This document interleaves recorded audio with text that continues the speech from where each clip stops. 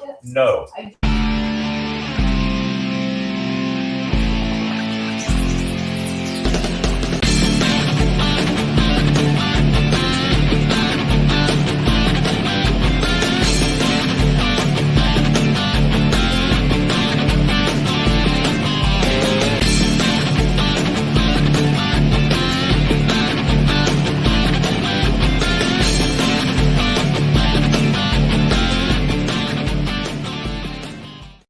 Hi, welcome to Captain's Quarters Podcast, episode 124, March 4th, 2024. A lot of fours in there. Welcome aboard. We have a very special guest tonight, but of course we always have to get through some of the things that we normally do at the start of our show. Like the very first thing is to thank the Pirate and Treasure Museum. They're our biggest sponsor and our most loyal sponsor. They've been with us for the entire 124 episodes. So ladies and gentlemen, the Pirate and Treasure Museum, and as you can see, there's our logo up there, along with the Pirate and Treasure Museum logo. And you may notice our logo has changed just a little bit. We're starting to use the new one, created by our good friend out in Utah. And we'll make mention of him in just a little bit when Mini Mayhem comes along.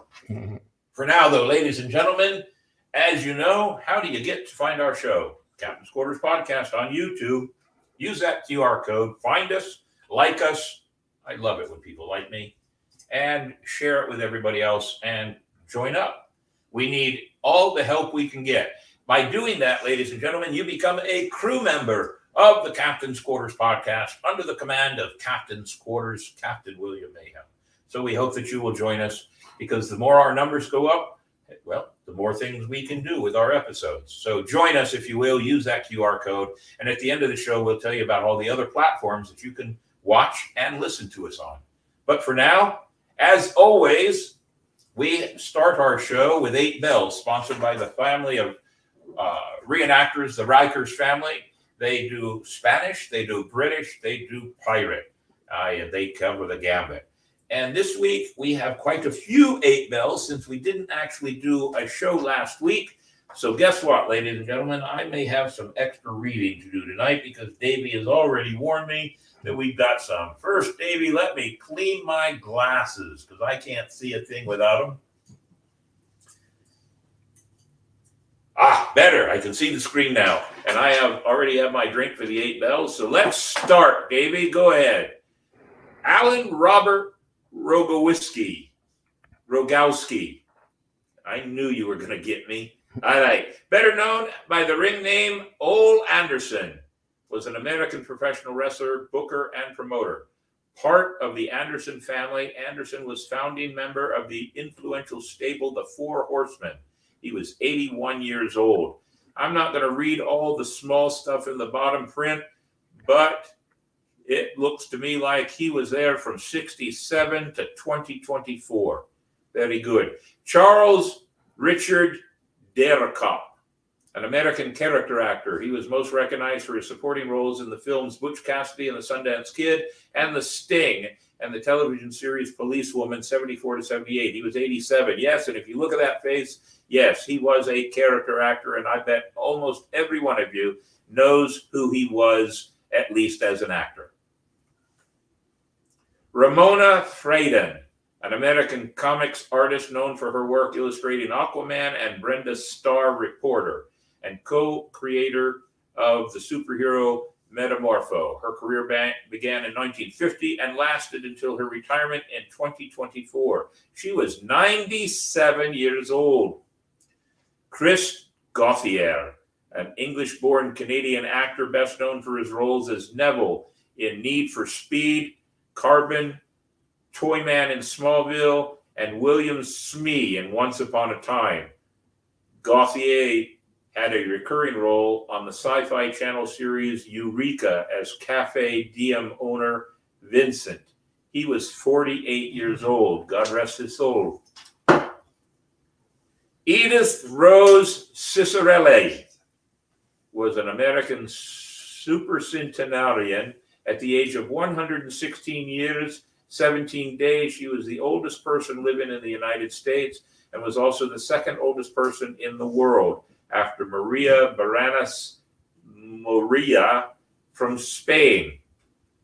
Kent Milton, an American animation sculptor. He created sculptures and reference marquettes for Walt Disney Company, Hanna-Barbera, and Warner Brothers. He sculpted characters for the Flintstones, the Jetsons, and the completely mental misadventures of Ed Grimley. In addition to creating porcelain-based sculptures for Walt Disney Classics collections, Milton also freelanced for Warner Brothers, creating sculptures for Tiny Toons Adventures before being hired by Disney. He was 68 years old.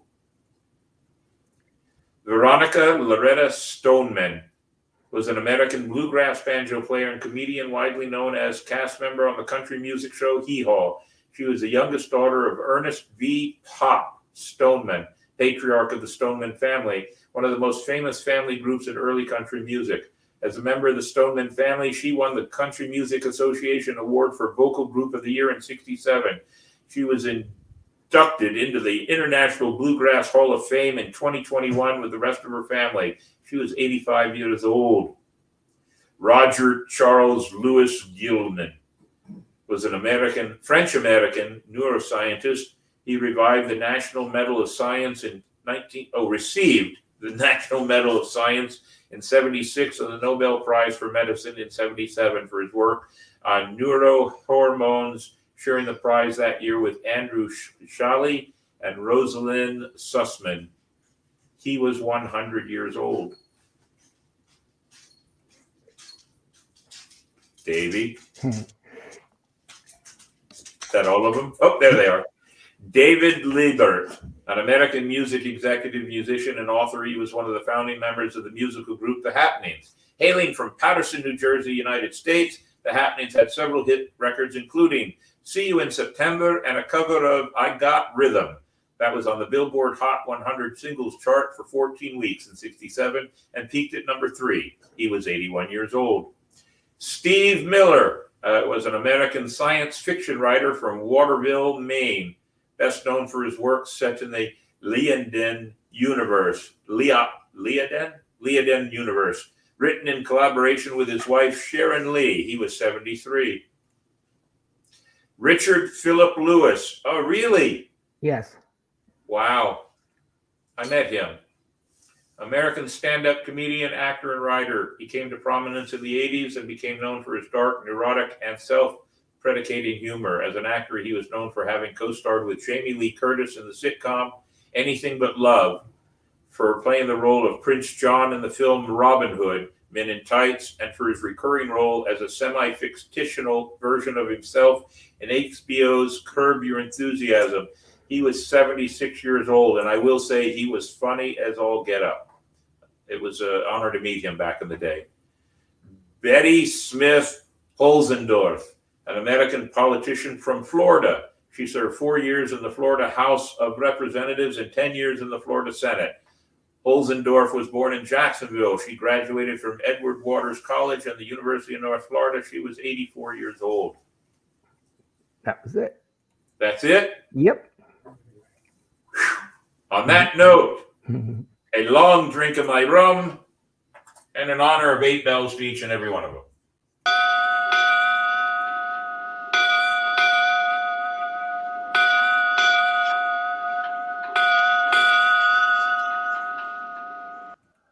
I always like to take it up a notch and be a little more humorous about it. So how about Mini Mayhem coming in and giving us the joke of the week?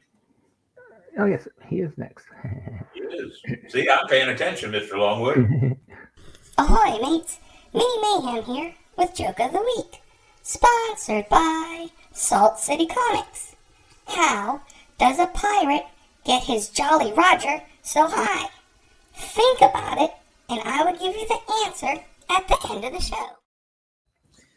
When I see Mr. Longwood snicker at the joke, I know that it's going to be something corny.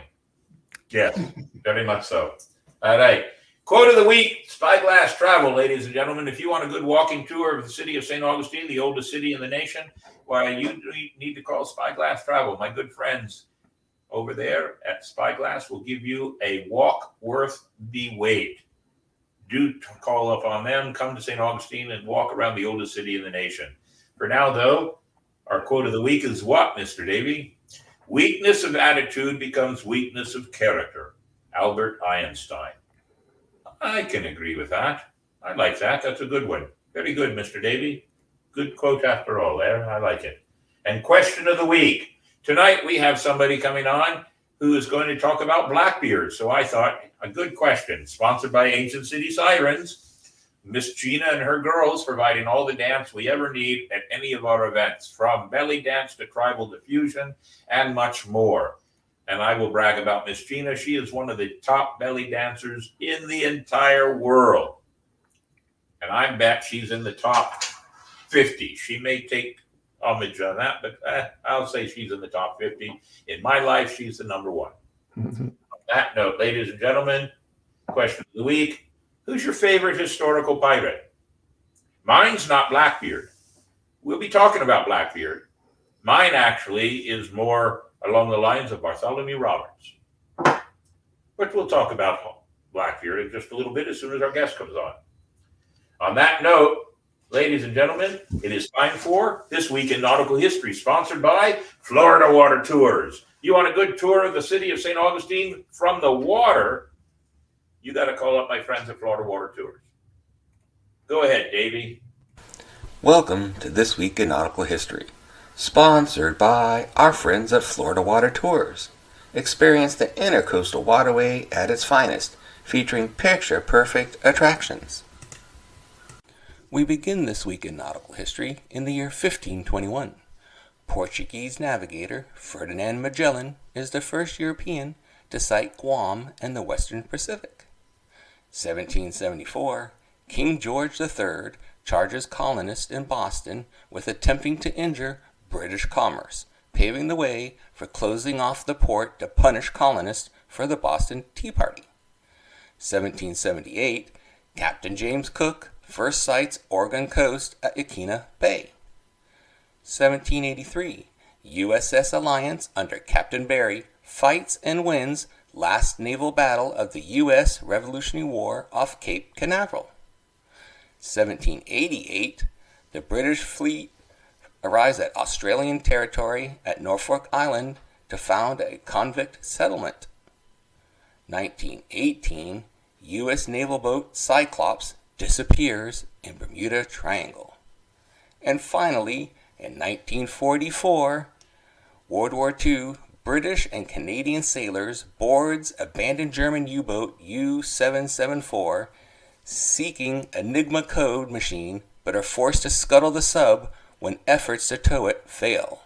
And that was This Week in Nautical History. Very good, Davey. As always, you find some really interesting points to put in our nautical history of the week.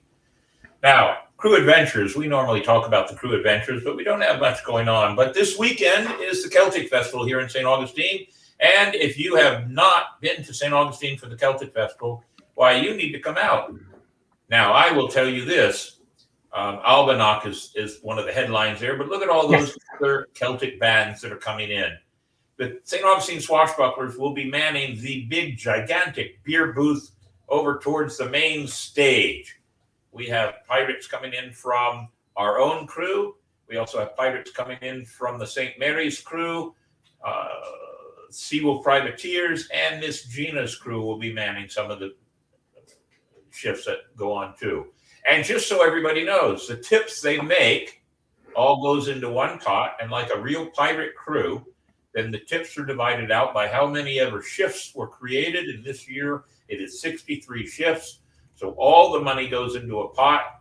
It is then divided into 63 shares. And however many crew members of your crew work, that's how many shares. We write a check to your crew for whatever charity you want to do. It can't be any more pirate than that. And that's how we've been doing it for the last 3 or 4 years. And the Celtic Festival people love the St. Augustine Swashbucklers for doing it in such a pirate way, but a more fair and easy way to make sure that nobody feels like they've been cheated. Although we're pirates, so somebody may. Upon that note, we also will be doing the Seafood Festival in April. Oh yeah, by the way, if you want to come out to the Celtic Festival, I'll be doing a couple of magic shows on both Saturday and Sunday. Come on out and say hello.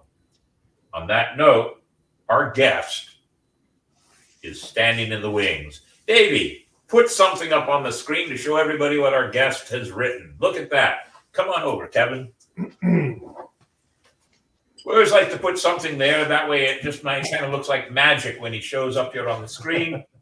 And ladies and gentlemen, my guest. Look at that. Kevin, welcome aboard. It's an honor to be here. We've had conversations. Some of them have been very brief because both of us have busy schedules. But you've written, put those books back up there real quick, Davey. Okay. Just one book. You've written. Well, actually 7 books. There's a 7th that's not up there, but it's on the history of the 1768 Charleston Lighthouse, with history that most people in Charleston don't know anything about. And so, and now I'm working on my 8th book, which will be on the 1585 expedition into North Carolina's Pamlico Sound, led by Sir Richard Grenville. So that's going to take a couple more years to get that. So what put you on the pathway to writing historical books? Well, my father had been in the Air Force. His last assignment was to Eastern North Carolina. The year before, actually, we were living in the Midwest, and in 1968, the movie Blackbeard's Ghost had been released by Disney. And I was one of the first kids to run into that theater, and that was my first introduction to Blackbeard the Pirate. And lo and behold, a couple months later, my father was transferred to Eastern North Carolina, which was sort of the doorstep to Blackbeard history. When we got there, of course, I was really wanted to go out to the coast to go to the place where Blackbeard was actually killed at Ocracoke Island. Right. And so I had seen the movie, and in the movie, of course, Blackbeard had built a hotel on this rocky cliff 100 feet over the bay where he eventually was killed. So I asked my dad if I could borrow the family car to drive out there, and he didn't think, had just turned 16. He didn't think I had enough experience driving, so he wouldn't. He said, you have to wait a while. And so I finally convinced him to let me ride my bicycle out there. It took 2.5 days to ride from Greenville, North Carolina to Ocracoke Island. I had to get 2 friends who weren't sure, what they were in for, but we rode our bicycles out there. We rode into the village of Ocracoke, and there were 3 elderly gentlemen sitting in rocking chairs on the porch of the community store. And I went up to them and I said, "Excuse me, sir, but could you tell me where to find that 100-foot high rocky cliff where Blackbeard had built his hotel over the bay where he was killed?" I bet they laughed at you. They laughed at me. And of course, Ocracokers have what they call a hoy-toy accent. They still speak with a little bit of a twang of Elizabethan English. And this one looked at me and waved his finger and he said, "Son, you've come to the wrong place." He said, "The highest place on this island is only 8 feet. And that's when I discovered that you probably should not get your history from Hollywood. And it's funny you should put it that way as a start of our conversation, our story. But when I start my public tours in the museum, sometimes my school tours too, I tell everybody, everything you know about pirates, you're going to be surprised. And the reason you're going to be surprised is because far too many of you, and this is the line I use, far too many of you spend too much time watching Walt Disney. And the pirate history that Disney puts out there isn't even close to the pirate history that we're going to talk about tonight and what you've done for your research.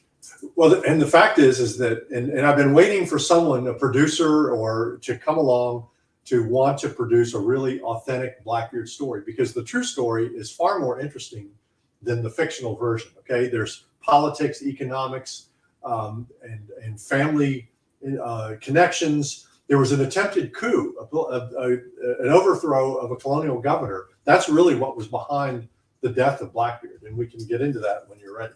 So, pre-show, I always like to have conversations with my guest, which gives me then the opportunity to figure out what questions am I going to ask? Because, I could base all my questions on about 3 pages that Mr. Kevin here gave us or sent to me, but I've decided as much as I read that, it's just more fun to have a improv conversation and ask questions, and then we go from there.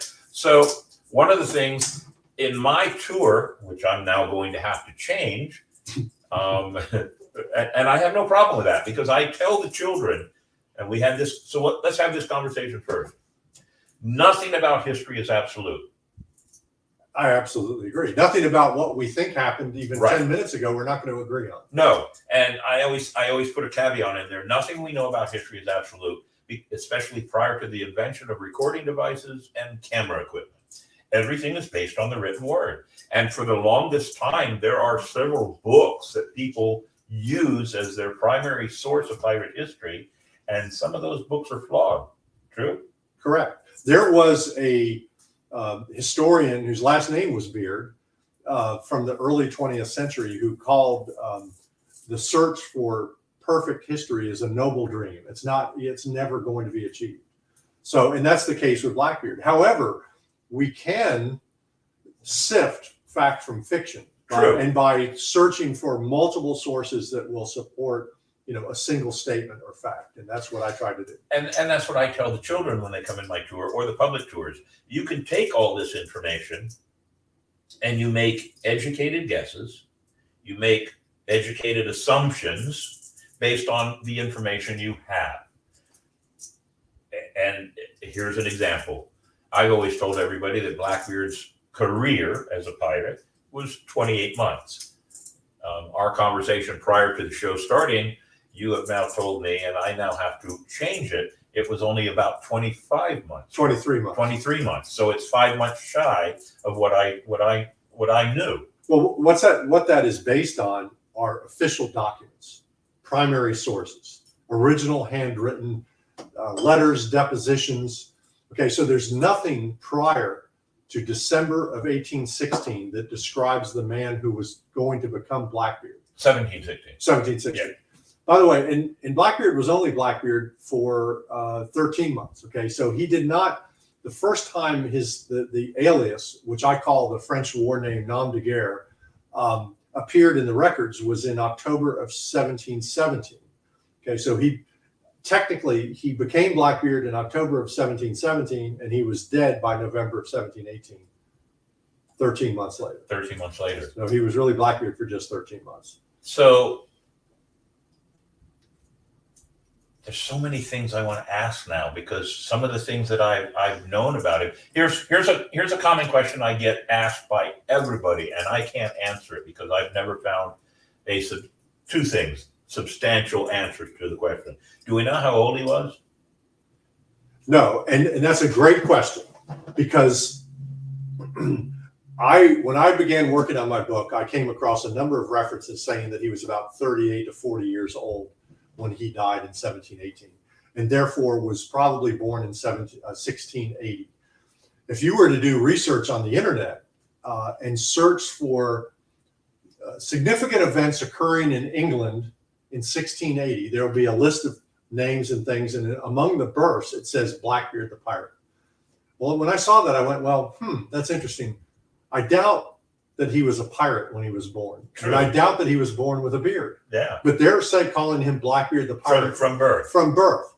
But then that made me curious. It's like, where did this notion that Blackbeard was born in 1680 come from? So as a historian and a researcher, what you have to do is go to the most recent publications and start working backwards. Take a book like mine and you look for, hopefully it'll have endnotes or footnotes, but that will refer to a source that fact is based on. Well, I started tracing it back and I hit a dead end in 1974. 1974 was when a book titled Blackbeard, A Reappraisal of His Life and Times was published or written and published by a man named Robert Lee, who was the dean and a professor of the School of Law at Wake Forest University. This is a very popular, famous book. This was the definitive Blackbeard book for 30 or more years. In that book, Professor Lee said that Blackbeard was born in 1680. And there was a footnote. And so you go to the back of the book to read what the footnote said, and it said, this assumption is based on pictures made of Blackbeard during his time period, and also analysis of the general activities of his story. Okay. Then I realized, so this estimation of Blackbeard's age being 38 to 40 years old is based on pictures. So the picture was the picture in General History of Pirates, which was published in 1724. It's a woodcut, and I did some research into that. Well, that image, that illustration, was made by a sculptor in Oxford, England, who never saw Blackbeard, not a single time. So he made his entire image based on the written word of what he thought or what he Well, saw. there wasn't even a written word. He just, the publisher said, I need a picture of Blackbeard the pirate. I need a picture of Henry Jennings. I need a picture of Anne Bonny and Mary Read. I need a picture, of Bartholomew Roberts. So does that? And so this guy, I think he used his neighbors probably to pose. So the picture that we know of Anne Bonny, Totally fictional. total fictional. Total fictional. Blackbeard. Every illustration of Blackbeard is totally fictional. Now, you cannot estimate Blackbeard's age based on a fictional picture, right? So let's throw that out. Right. Okay. He wasn't 38 to 48. He might have been, but we can't say that for certain. What we can say for certain is that there has been a lot of research into the mean age of pirates during the golden age of piracy. Which was in their 30s. Yep, about 27. Really? Yeah. So he might have been less than 33 years old. I would say he was probably about 27 years old. Really? 27. He had to have had enough experience to lead a group of men. So the very first time he appears in the official records, which I already mentioned, was in December of 1716. 1716. He robbed a vessel in the Windward Passage between Hispaniola and Cuba. And the captain that he robbed, his name was Henry Timberlake. Now, when a captain was pirated by a pirate, okay, he was sailing with a cargo that was owned by someone else, right? Right. So he had to explain why he no longer had that cargo. So the first thing that these captains would do after they had been pirated is they would go to the nearest port and file a deposition, because now all of a sudden he doesn't have all this stuff and he has to explain why.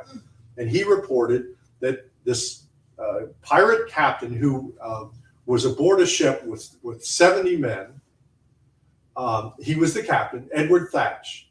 Okay, so this is December. So this is the first time that the man who was going to become Blackbeard was identified in the records As Edward Thatch. Yeah, right. But he was captain of 70 men. You don't become captain of 70 men if you're 18 years old. No. I've heard people suggest that. I mean, you've got to have some experience, Right. and leadership skills. Well, that's one of the things I tell people when it comes, because pirates voted their captains in. We do know that to a point. I mean, some of the pirates captains may have been the biggest and baddest with a sword, but because of voting and whatever else, the voting led to the most experienced man being put in position. Well, sure. You're going to need somebody who can read and write, Right. who can navigate, who can understand the conditions of the sea and the changes of weather and how to enter ports and leave ports. And I mean, you couldn't just suddenly decide you're going to be a pirate captain. So somebody's asked a question on the screen already in our gallery there. Yeah, I see it. But it's going to be, I'm going to add to that by explaining something that I had to do. I had to do on a radio broadcast with the University of Salford in Manchester, England. Mm-hmm. I did a radio interview all about Blackbeard and the knowledge I knew. But they sent me questions ahead of time, weeks ahead, so I could research so we wouldn't waste any time. One of the questions they asked almost is that right there. But the question more was, are the names of Blackbeard's wives known? Because depending on who you know, where you get the story from, Right. he was married 14 to 18 times, according to most of the stories. I couldn't find any names. I looked in church records. I did a lot of research. I found one name. The one name. So I think it was probably Mary Ormond, or that's the one that's often repeated. It was as the woman that he married when he came to Bath in 1718. There's a problem with them. The Ormonds didn't live in Bath for another 20 years before Black. So that name might not even be real either. No. Yeah. I have handled and researched every single handwritten document pertaining to Blackbeard at the British Archives, also here in the States, in the colonial records of North Carolina, and also one place that other historians, some of my fellow authors about Blackbeard have not done, which I went into the basements of courthouses in eastern North Carolina and found the names of a number of Blackbeard's crew members. Okay, and we can talk about them, especially Caesar, but also a crew member named Edward Salter, who was a cooper and aboard the Queen Anne's Revenge. I found their names in the records before and after they were executed, by the way, which is another interesting topic. But there's only one single reference to Blackbeard marrying, and that was actually secondhand information. It was a rumor, okay, that when he came to Bath in July of 1718, that he married supposedly to put a gloss on his designs. In other words, to make his transition to legal privateering legitimate. Exactly. Okay, but there was no name. Okay, there's not a single name of any woman that Blackbeard married. So all these other things that other authors have written is false. There was it always amazes me, especially when scholars and academics, esteemed professors at universities, like there was one from Tulane University who wrote a book about Blackbeard and pirates, who said that Blackbeard not only married at Bath, but on his honeymoon night, he would invite the rest of his crew in, to enjoy his new bride. And that he also would throw opulent parties in Bath. I can account for Blackbeard's time in Bath to no more than about 5 weeks over a period of 5 months. He didn't have a house there. Okay, supposedly he built a house at this place called Plum Point. That's where everybody's been looking for his treasure. There was no house or structure there whatsoever. So unfortunately, people who write these pirate books and those about Blackbeard, their publishers want them to sell a lot of copies of the books. And to do that, you have to really embellish the story. Well, and this goes to, and we're going to talk about your book in just a second, because I really want to get to that. But this goes with what I tell people in my tours. History is interesting. It's not necessarily entertaining. Movies need to be entertaining. Now, to historians or to people that like history, that interest is entertaining, but they have to embellish to make. That's why these stories are the way they are. Well, I'll have to brag on myself a little bit, but it has been said that I write in a literary fashion, okay, and I make history interesting. So this book begins with me, actually, I was about 19 years old, searching for the grave of Blackbeard's sister. I went, and so that's what the first chapter is about. An early history in eastern North Carolina said that Blackbeard's sister's name was Susanna, and he used to visit her in between his piratical cruises for a little R&R. And it described her grave being visible back in 1911. And I knew the general location of where this grave was, but it was in the woods, it was lost.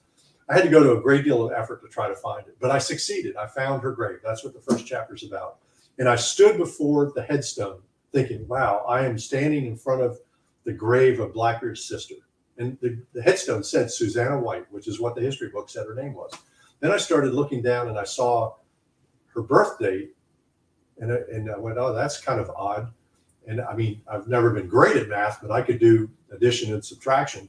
And she was born 37 years after he was killed at Ocracoke Island. So how in the world could this woman have been Blackbeard's sister? Well, she wasn't.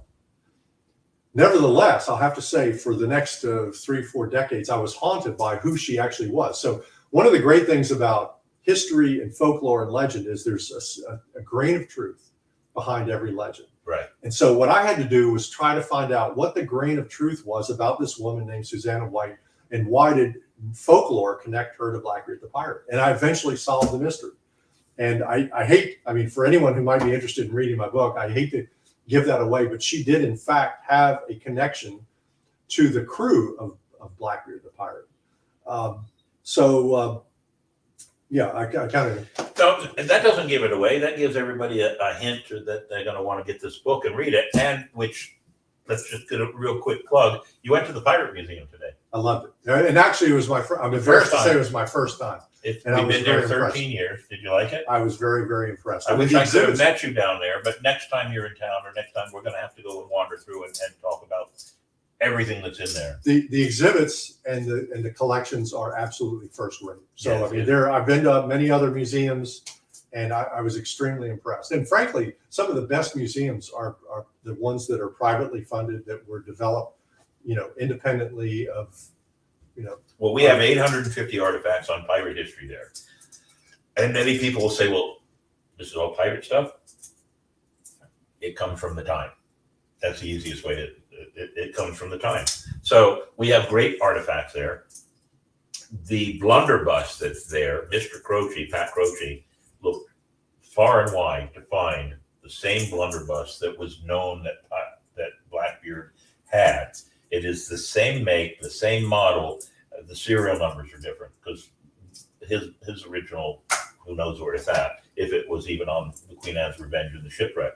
So he found that blunderbuss, and that blunderbuss is almost everything that was known that Blackbeard may have had at his arsenal. So that's a pretty cool piece of antiquity. So your book deals with several points of the history of Blackbeard. One of those points being that many of the crew of Blackbeard never actually got put on trial or were executed for being pirates. Absolutely. And actually, I believe that is the key to trying to discover the true identity and origins of Blackbeard. Okay. It's rather remarkable that in 300 years, there's no one who can tell you right now who Blackbeard really was.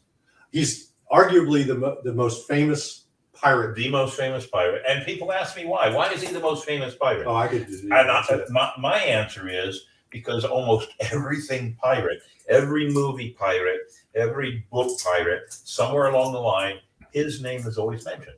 That makes him the most verbally famous pirate in the world. Well, I mean, his name, of course, made him famous. Okay, True. Even in his own time.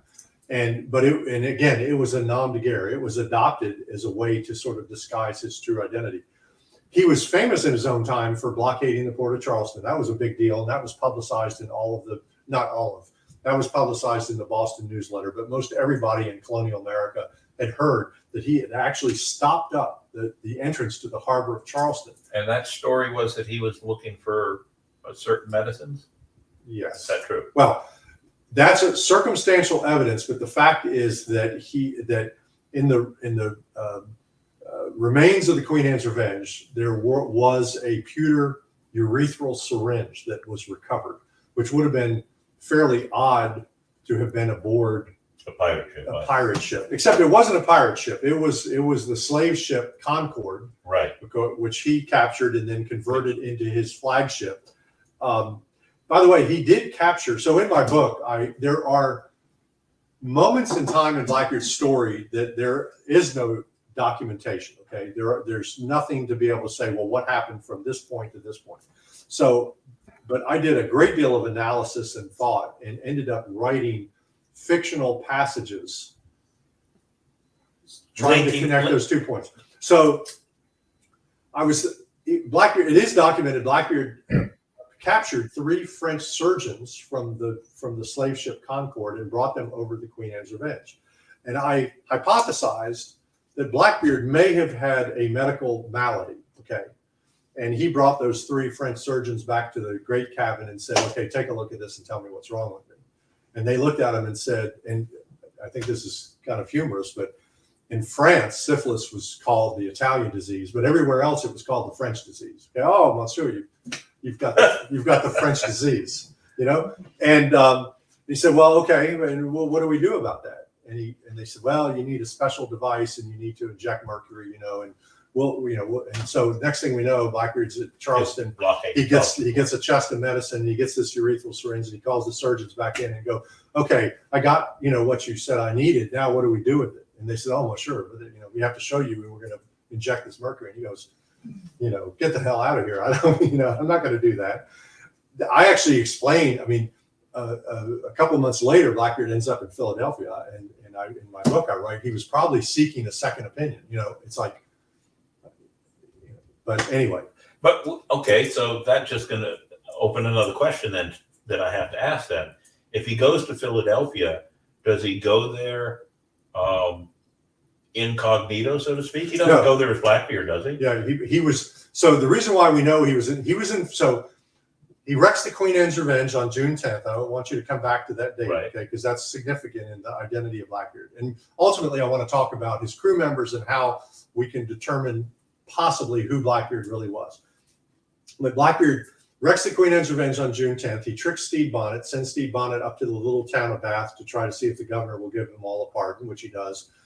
And while Stede Bonnet's gone, Blackbeard shifts everything over to a smaller vessel, picks the guys that he wants to go with him, including 60 black men. And there were 40 white men, 60 black men, all got on board the smaller sloop. And before Stede Bonnet got back to Beaufort Inlet, Blackbeard sails around Cape Lookout, goes in through Ocracoke Inlet, and then heads up to Bath.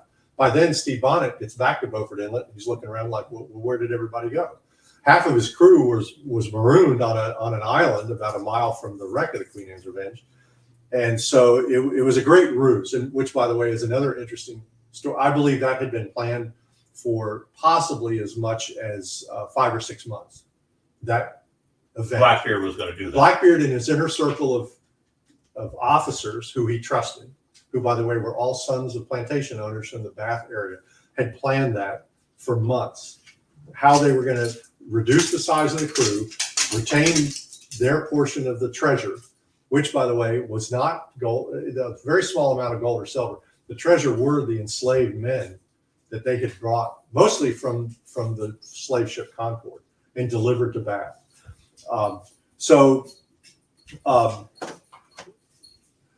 Blackbeard gets to Bath. The governor of North Carolina gives him the king's pardon, even though everybody in the room knew that they weren't eligible for the pardon because they had just blockaded the port of Charleston. Okay, the terms of the pardon were very clear that they had to cease committing acts of piracy on January 6th of that year. Okay, now it's July. And the whole world knows that they blockaded the port of Charleston. They burned and sank a Boston ship down in Honduras months earlier, which was also publicized in the Boston newsletter. So now we have the question, well, why would Governor Eden pardon these guys when he knew the pardon was worthless? Okay. And the fact is that any colonial governor caught aiding and abetting or acting as an accessory to acts of piracy was subject to hanging. Okay, not being recalled to England, actually being hanged on the spot. Okay, so it was serious business. It wasn't because Blackbeard intimidated Governor Eden. You know, this was there was a prearrangement of what was going on here. So then Blackbeard leaves Bath and he goes to Philadelphia. And the reason why we know he was in Philadelphia is the Lieutenant Governor of Pennsylvania issued a warrant for his arrest and plainly identified him as Edward Thatch, a notorious pirate who had previously operated off the Delaware Capes. So he was seen walking the streets of Philadelphia. Okay, so he was not in disguise whatsoever. Wow. And then, we piece together the timeline. What happens on a certain date? 3 weeks later, they are on the east side of Bermuda, Blackbeard. So they skedaddled. Once he found out that there was a warrant out for his arrest, he got back on board the sloop Adventure and they set sail. And I believe they needed to make repairs to their sloop. Okay, so what they did was they sailed out to east of Bermuda, where no one would ever notice that they were going to capture or pirate a ship. They caught 2 French ships on their way from Martinique back to France. There was a small gun battle. They subdued the Frenchmen, which wasn't that hard. They surrendered pretty quickly. Yeah. And then Blackbeard, he put one group of Frenchmen on the other boat and said, "Go on back to France." And he always did that. He always either traded a smaller vessel. He traded up. It's like trading cars. So I'm going to give you my older car. I'm taking yours. Okay. But he never just left people high and dry. And so in this particular case, he stole this French ship, brought it back to the coast of North Carolina, and then began to de-rig it and cut it up because they needed the parts to repair the Adventure. But that's how we know he was in Philadelphia. And so when you really begin to look at the timeline and the specific actions and behaviors and choices that they made, and also the men who he chose to surround himself with, you begin to get a different picture of who this man was.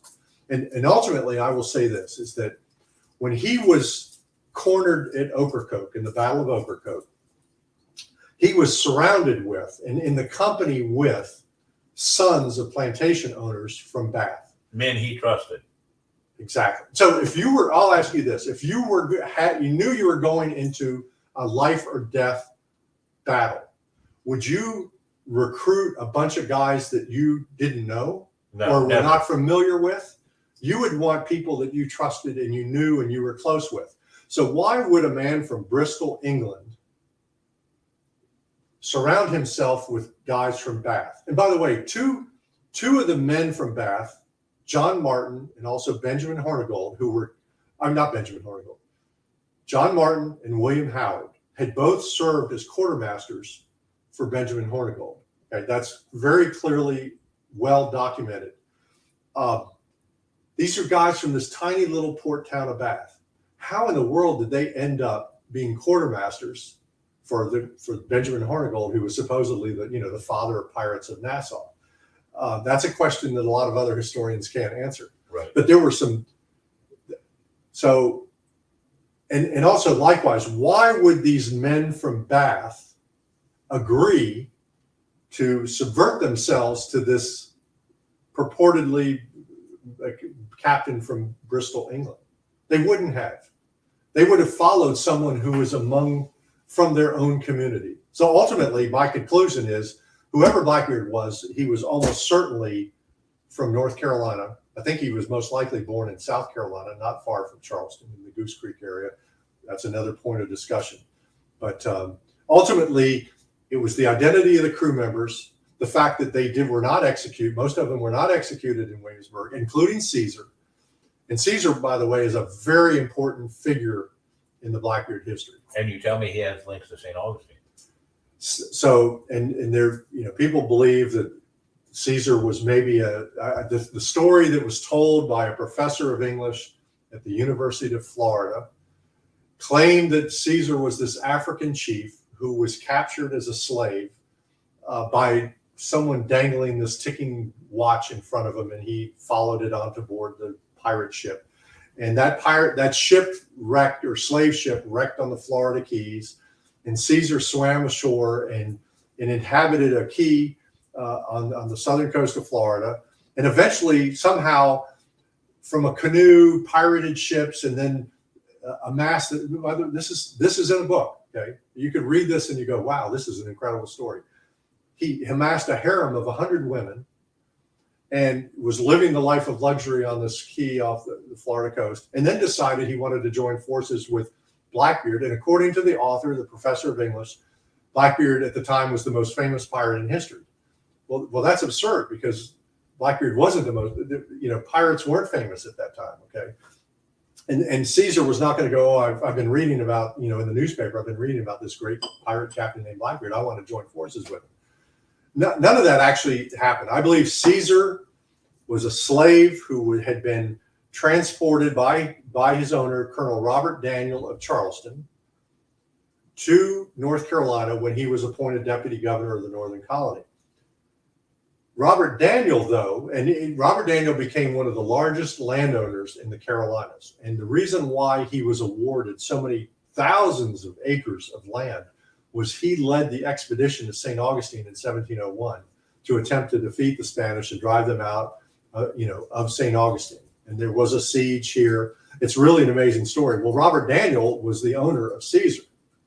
And then by reading deeds in a courthouse in eastern North Carolina, I discovered that Robert Daniel decided to move back to Charleston. And before he left, he deeded ownership of Caesar and another black man named Pompey, who eventually ended up in the ownership of Tobias Knight, who was Blackbeard's closest counsel. And so I can prove that Caesar was present in Bath in 1716. Well, what happened in 1716? 1716 was the year that numerous men were dispatched from the various colonies, Rhode Island, for example, Virginia. Even Lieutenant Governor Spotswood sent a letter to the king asking for permission to send some of his citizens to the coast of Florida, the central coast of Florida, to attempt to recover gold and silver from the Spanish treasure fleet that wrecked in July of 1715. So in 1716, all of a sudden, you've got all these groups of men who are migrating down to the coast of Florida, and it's well documented.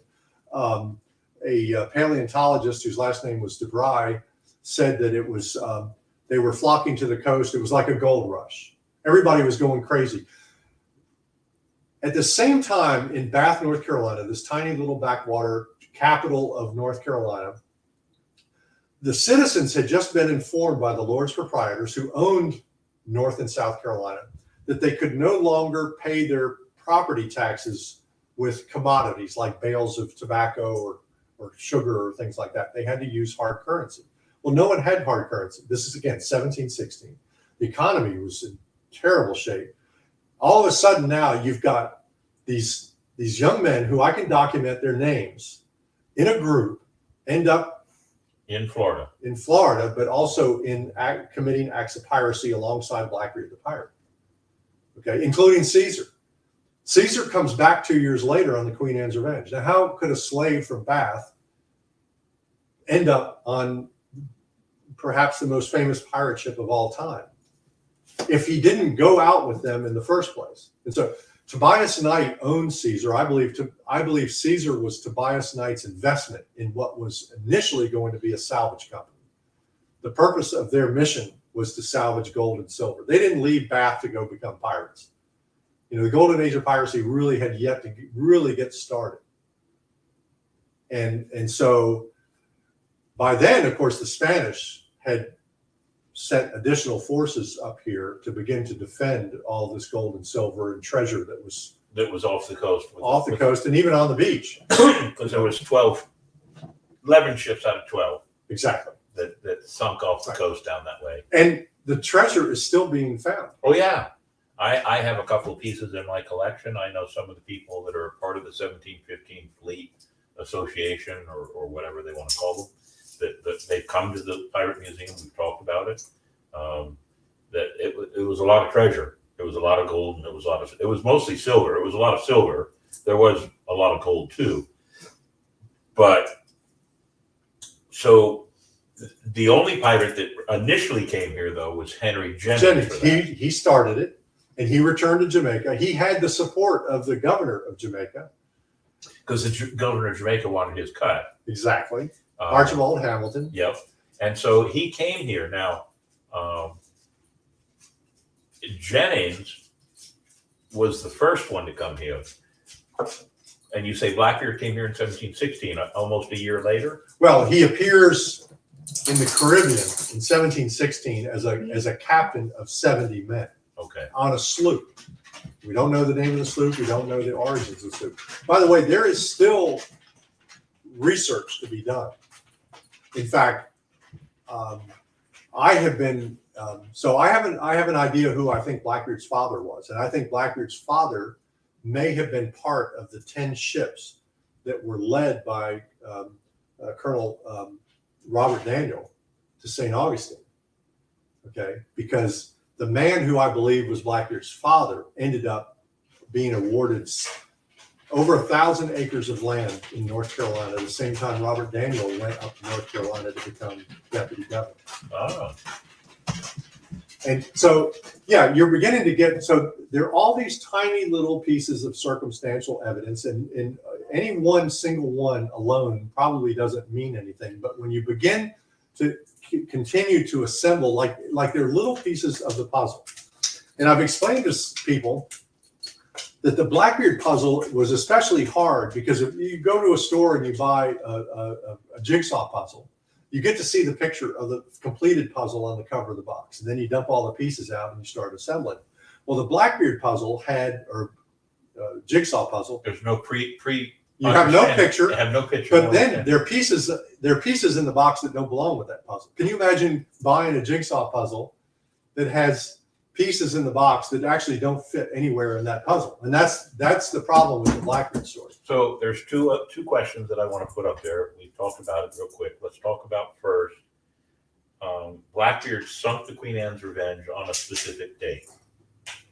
So this was, I shocked a lot of people because I was invited to the North Carolina Maritime Museum in 2018 on the day before the anniversary of the wreck of the Queen Anne's Revenge. And I was asked to debate two other so-called authorities, experts, on the identity and the origins of Blackbeard. And I said, I bet you there's not a single person in this room that knows that tomorrow, June 10th, is not only the anniversary of the wreck of the Queen Anne's Revenge, which was done intentionally. And by the way, the Queen Anne's Revenge was named, it was a Jacobite reference. Okay. He was honoring the Stuart dynasty, of which Queen Anne had been a member. And Jacobites were opposed to the selection of George I from Germany to be the new King of England, who couldn't speak a word of English. He couldn't speak English. And so the Stuarts were against George.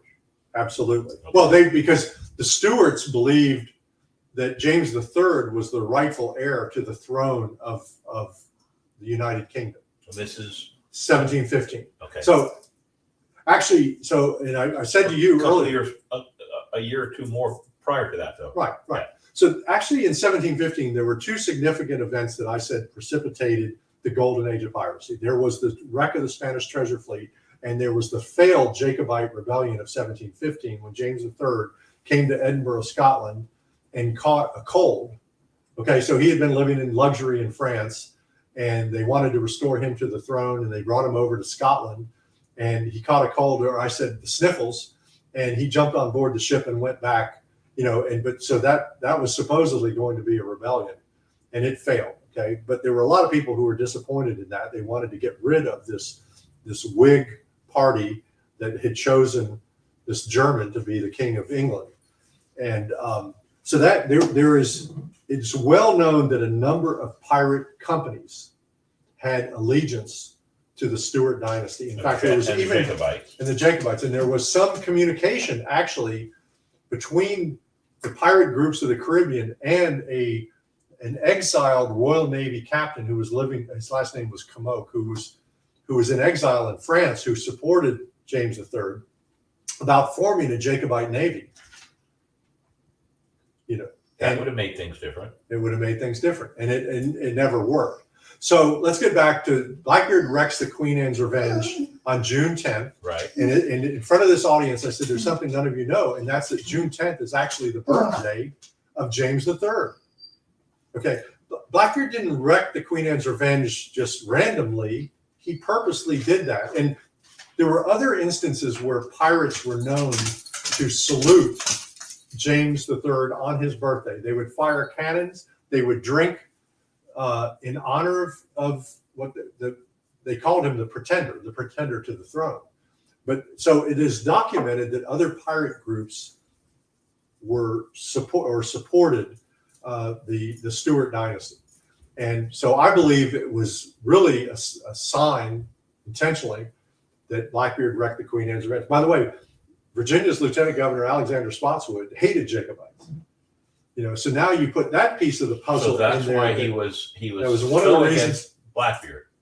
Well, so you've got this pirate who names his ship Queen Anne's Revenge, wrecks it, but now he's in North Carolina, but he's a known Jacobite, right? I mean, Spotswood, everybody knows that this man who became known as Blackbeard had a Jacobite name.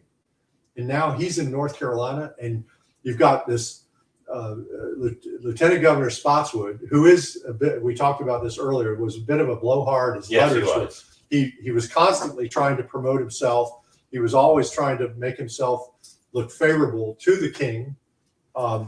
King George, though. King George. And so what better way to gain favor than to vanquish this notorious Jacobite who's now supposedly...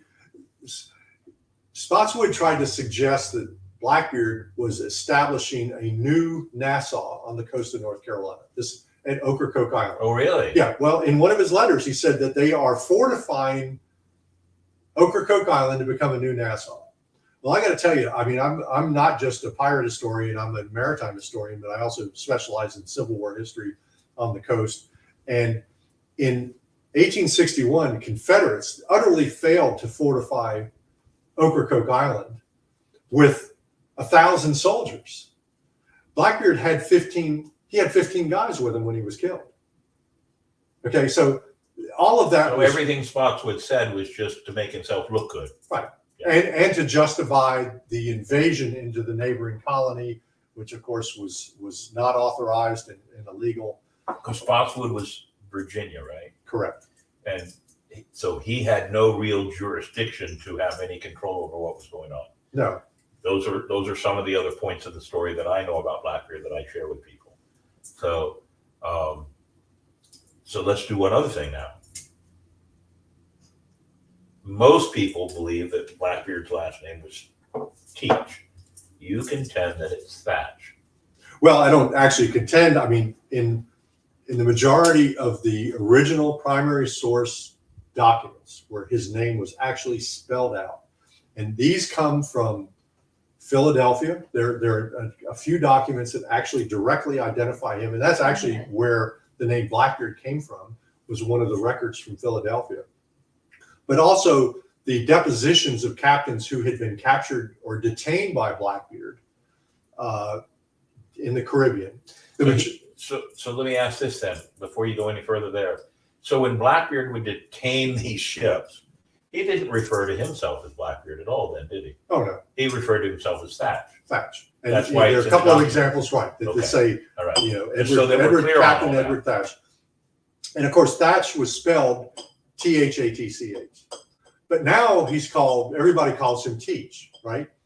We were talking about at the Pirate Museum in St. Augustine that Pat Croce had acquired a first edition of Charles Johnson's A General History of Pirates. Right. And in the first edition, Blackbeard appears in chapter 5. Chapter 5 is devoted to him, and it says Captain Thatch. The second edition, which was printed and published later that year, Blackbeard moves up to chapter 3 and is now identified as Captain Teach. I've always been curious as to where did Teach come from? So I did a great deal of research into this. Yeah, so what would change it from Thatch to Teach then? First of all, it's necessary to understand what was going on in terms of what we call orthography, which is the manner of spelling and pronunciation. And so Britain was in the process of transitioning from Middle English to what we have today as modern English. So students of Middle English know that there were certain words and letters in combinations that weren't pronounced the same during Middle English times as modern English. So a great example is if you were to, I see your dog here, if you were to throw a ball for him and he retrieved it and brought it back to you, what would you call that? A retrieval? Fetching. Fetching. Fetch. Okay. He fetched, okay? Fetch. In 1718, the word fetch was spelled F-E-A-T-C-H. Ah. The letters E-A did not make a long vowel sound. So when you apply that to the name Teach, T-E-A-C-H, E-A again did not make a long vowel sound. T-E-A-C-H in 1718 was pronounced Tetch. Now, there's a river that flows through London. The Thames. Thames, right? Thames. Or Thames. But you don't say Thames, right? No. Okay, it's the same way with T-H-A-T-C-H. Same way with the name Thomas. Okay, you don't say Thomas, you say Thomas. T-E-A-T-C-H in 1718 was not pronounced Thatch. It was pronounced Tetch. Ah, so it's not the. There were two alternative ways to spell the same sounding word or name. So Teach and Thatch were both Tetch. So that's a good example. I'm going to throw two examples out here. Earlier at the pre-show, I told you that I'm Scottish, and you asked. I am too. And you are, and I'm a McRae. And in the day, McRae was M-A-C-R-A-E. It got shortened down. The A was dropped when most of the McRaes came to the New World. And it changed from A-E to E-A, which is the spelling of my name, right around the time of the American Civil War, because one of my family was a gunner out of a Southern gunner during the Civil War, and was kept in a prisoner of war camp in Maryland. And when they released him, they just wrote it up and gave him his release papers. Well, Right. They just transposed the E and the A. It's the same thing that happened when many people came over from Europe into this country as immigrants, and they come through Ellis Island. The people were just writing it however. That's how names, pronunciations, and letters change in our world. Right. And it's just simple. I want to say simple laziness, but it's just simply nothing more than just a transposition of letters and pronunciations. Right. And actually, there's a great example. There's a single letter written by Alexander Spotswood that just went on and on and on. The guy was so long-winded. And he didn't write it personally. He had a clerk who he dictated it to. And as the clerk was writing, every time he said the name Tetch, the clerk spelled it a different way. So in a single letter, there were 4 different spellings of Blackbeard's purported surname, which, by the way, I don't even think was his real surname. And I'll tease you with this, as I actually believe Blackbeard was in the book. Yes, Good. I believe Good Blackbeard teaser. was of Scottish heritage. Really? Yes. That's going to make me even want to read even more of it. So, gosh, I just had a thought. Well, while you're thinking of that thought, I just want to say we were talking about the relationship between Blackbeard and his most trusted crew members.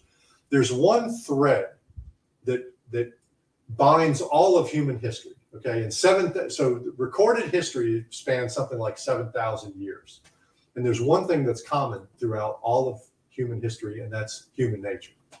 Okay, human nature never changes. True. So the same things that motivated people to do things in 2000 BC are the same ones that motivated Blackbeard in his time, and it comes down to family, economics, security. All the things that we care about in our own life. So to put yourself in the mind of these young men and why they were doing what they were doing, you have to look at it through the lens of human nature. So I use that. So when I do my tours of the museum, I tell people, when you study history, there are 3 things you need to consider when you make your educated guesses. And from everything we've talked about, I'm sure that's what you've done. The first one is human nature. Second one is actually common sense. I was going to see it. And the third one is that you can use scientific in there. But for example, human nature. There are not that many recorded instances of real, true pirate buried treasure. Do you know why? Because I believe that most of the pirates realized they didn't have enough time to bury the treasure, and they just enjoyed life and spent their money. Well, let me ask you this question. If you had, let's say you had $50,000 in cash in a box, okay, and you didn't want to keep it here in your house, would you drive 20, 30 miles up and bury it somewhere next to a tree, okay, and not know if it was going to be found by someone else? Never. No. I mean, that's human nature. Right. Because human nature tells you you don't trust it not to be found. Right. And human nature tells you don't have the time to find it, because that's part common sense. And here's the one thing I believe about pirates, and you may disagree with me, but I also believe that many of the pirates, a lot of the pirates became pirates because there was a certain freedom about it. And it was part of the economic situations they were all in that you've already talked about with the men from Bath. So it's economics and freedom. Would you disagree with that? No, I wouldn't disagree with it, although that most of the men who were pirates were mariners. And I've had the good fortune of having been a sailor and spent a fair amount of time, not just on inland waters, but sailing out in the ocean. And it's a beautiful place to be. And I can put myself in the mind of these men who were pirates who loved being on the water. To them, there was nothing greater than having a beautiful fair wind day with the wind, on a broad reach, and the ship just, ripping through the ocean. And it doesn't get more beautiful than that. And so I can understand them or appreciate them from that point of view. So I believe it to be that point plus one more. And that point is that you're out on the water. There's nobody out there telling you what to do. You're enjoying everything. It's true freedom. Well, and the other thing is there was absolutely no, it would be possible to draw a number of comparisons to the world in which we live today in terms of there was opportunity. Yeah. There was no threat of consequences, okay, to steal. Right. Okay, there was the opportunity to steal. You didn't have to worry about getting caught or being punished, right? Right. And then everybody else was doing it. Yes. So human nature, and it doesn't change. No, it doesn't change. And the fact that everybody else was doing it just lends to the more men that would join into the idea. But which also goes to, it still goes to my one word, because I tell children this, that there was a certain amount of freedom that created these men that would do what they would do. Because that freedom, they were free from the, like you said, not only is everybody doing it, but they're not all going to be caught and have to deal with the consequences of what they're doing because there's a certain amount of freedom into it. Right. Now, you have to add to that mix the fact that in terms of Blackbeard's crew, the ones that I've researched, who had families, who owned plantations, in a very difficult place to live, the frontier. Okay, so Bath, North Carolina was the frontier of America at that time. In fact, Native American populations did live not too far to the west. And there were even during that time when Blackbeard was there were skirmishes and conflicts between the neighboring Indians, right, and the settlers. There was no slave market. I mean, slavery is a difficult subject for people, especially with today's sensitivities. And I don't condone it. I don't condone it whatsoever. But the reality is history, okay? And we have to tell it like it is. North Carolina had no slave market. So if you were awarded by the Lord's proprietors 1,000 acres of land that you could do anything you wanted to, and you wanted to, let's say, grow or harvest naval stores, pine, pitch, and turpentine, you needed a labor force to do that. So you have a vessel, and you need to buy some slaves. Well, you would, and this is not my opinion. This is documented fact in North Carolina history, that North Carolinians would have to go on board their vessel, their sloops or whatever, and sail either to Williamsburg or to Charleston to buy their slaves. Well, when they would get there, and again, this is in the North Carolina colonial records, the Charlestonians would say, well, where are you from? Well, I'm from North Carolina. They go, well, your group of slaves are over here. You can choose from this group, not these slaves are for Charlestonians. Okay. And so North Carolinians, and again, this was the editor of the North Carolina Colonial Record, said that North Carolinians were left to have to choose from the least healthy among the slaves. This was roughly around 1715 or so. 3 years later, the Queen Anne's Revenge comes crashing into the coast of North Carolina with 60 of the strongest, healthiest, fittest slaves you can imagine that were culled from the 470 slaves aboard the French slave ship Concord. Okay. I've actually researched the fates of those men. There were 60 of them. So within 2 weeks of Blackbeard's arrival in Bath, a 200-acre plantation was sold for 2 slaves. There was no money changed hands, just 2 slaves. Now, nobody in that area had slaves to use as barter. 2 months later, the governor's 400-acre plantation, his mansion, all of the outbuildings and the livestock were sold for the price of 3 slaves. That was it. Just 3 slaves. Here's, you get the. And so those 2 men, their names were Stephen Elsey and James Robbins.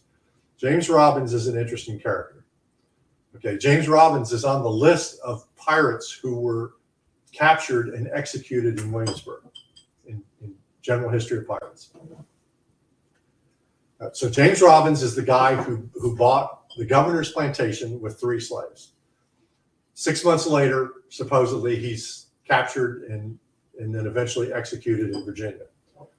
But I found it was an affidavit in the deeds and records of the county, Beaufort County, that said that James Robbins was named in a paternity suit. Okay, there was a woman in Bath who was with child, and and so she actually reported that she, in January of 1719, so this is 2 months after Blackbeard was killed, that James Robbins at the governor's former mansion went to bed with this woman, but also another woman. Okay, it was Elizabeth Gooden and I can't remember the other woman's name. It's in the book. Okay, so he goes to bed with these two women. You think, well, that's pretty, radical for 1718, right? But it was winter, and I'm sure they were trying to keep warm. Probably. But the next morning, in this testimony, it said that one of the two women got up and left. Oh, by the way, when James Robbins got into, and it's amazing. So you say history sometimes is not that interesting. If it can be really, really interesting, because when James Robbins went to bed with these two women, they asked him why he still had his breeches on, and he got up and took them off. Okay, you'd hate to think that 300 years after a night like this, that your exploits would be talked about on a podcast, right? But anyway, James Robbins, I was able to prove that James Robbins was not executed in Virginia, that he actually was back in Bath for this, threesome that he had. And it, of course, was proven by the records. Wow. But anyway, the young men of Bath, you were talking about, freedom and the motivations for becoming pirates. These guys set out to help their families. Right. And when they had the opportunity to get back home, and so I was able to identify and document about 20 of those 60 slaves that Blackbeard brought back on the Queen Anne's Revenge. But the other 40, what happened to them? Okay, there's no record. And I believe they were simply assimilated into the plantation society without any records being produced. So did Blackbeard treat them like slaves or treat them like crew? That's a fantastic question, because there is an episode in Blackbeard's story that I find it says more about Blackbeard and who he was and where he came from. So I mentioned that Blackbeard, after going to Philadelphia, then sailed out to Bermuda. They captured this French ship, brought it back to Ocracoke Island. Now, they've already gotten pardoned, right? But this was another act of piracy. It's like, what are we going to do now? We got the pardon, but now we've broken the pardon. So what does Blackbeard do? On the 14th of September of 1718, and this is well documented, Blackbeard gets in a boat with 4 black men at Ocracoke Island. Okay, no white guy, just Blackbeard and 4 black men, and they either sail or row almost 50 miles across the Pamlico Sound, up the Pamlico River to the town of Bath. He arrives at midnight at the dock at Tobias Knight's house. Again, this is documented. He goes up and knocks on the door. The door opens. Blackbeard goes in. Door closes. He's in there for 5 hours. About 4:35 in the morning, the door opens. Blackbeard comes out. He gets back in the boat with the 4 black men, and they head back to Ocracoke. Now, what does that say? First of all, he did not ask or order any of his white crew members to accompany him on this trip. So he just went with these 4 black guys. Okay. He trusted them? He trusted them. I mean, I don't think so. And I've discussed this with people who get very concerned about the subject of enslaved people. And I contend that in some cases, and like Caesar's another great example. Caesar was not hanged in Williamsburg according to the records of Charles Johnson, because I found Caesar was in Tobias Knight's estate inventory 6 months later. Okay, Tobias Knight died. His family filed his estate and the inventory of his estate, and in the inventory was Caesar and this other slave named Pompey, who also appeared in Robert Daniels' records 10 years earlier. They're the same 2 slaves. You can follow the 2 names throughout time. Well, Caesar was pardoned in Williamsburg. Okay, he was eligible for the same pardon that freed William Howard, Blackbeard's quartermaster. The reason why Caesar was freed or eligible for the pardon was he did not bear arms against the king's men out at Ocracoke. Okay, he remained down below deck. So, and that was another revelation from my research in the book, is that Blackbeard's crew members who were executed, there were 6 that were executed, 4 black men. By the way, the 4 black men that rode Blackbeard all the way up to Bath and Were back. the 4 he trusted on that trip too. And they were the 4 that were executed in Hampton, Virginia. So that says an awful lot about the character of Blackbeard that, dare I say it this way, he was more into the integrity of a man instead of the color of their skin. Absolutely. Well, if he didn't trust these guys, and so you've got 4 black men who are capable of rowing a boat 50 miles across very difficult And all waters. 4 of them could have taken him out. Well, first of all, if they could row that far, you got to assume that they're really big and strong. Yeah. And all they would have to do is take an oar and whack Blackbeard on the back of the head and throw him overboard and go, we're free. They didn't do it.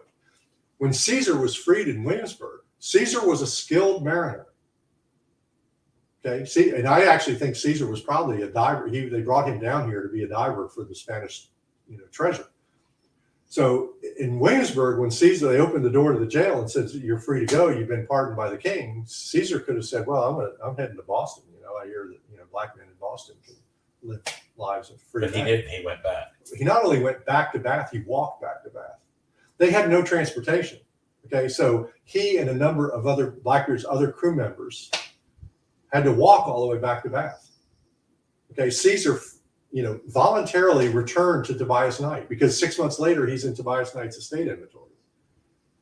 So this it completely changes the paradigm that you're. The whole paradigm of slavery changes anyway, because what's happening in modern day times with everybody arguing about slavery are usually people that don't understand. And this is the one thing I will say when I have historical arguments with people or discussions. Every culture in the entire history of the world has been both the slave and the slave owner. Everyone. Exactly. Everyone. So you can't go and say that slavery started in the Americas in the 1600s and the 1700s. You can't go and say that slavery started here or started there. It's been going on since the dawn of time.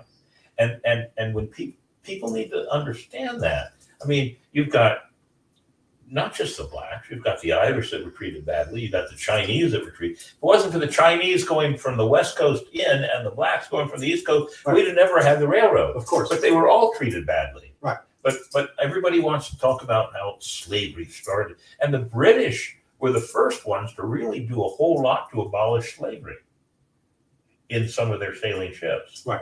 So people don't understand. So Blackbeard, to me now, having conversation with you, Blackbeard had some thoughts and integrity about a man's character and his abilities, and not whether he was black, white, indifferent. I have so this is the 4th edition of the book. As I continue to discover new information or from my research, I supplement the book. So there are 2 new chapters in this book, postscripts, and one is titled "Blackbeard's Black Pirates."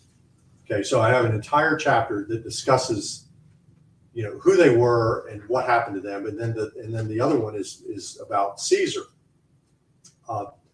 and we have to understand. So, slave owners, especially in 1718. I mean, I understand that there is this.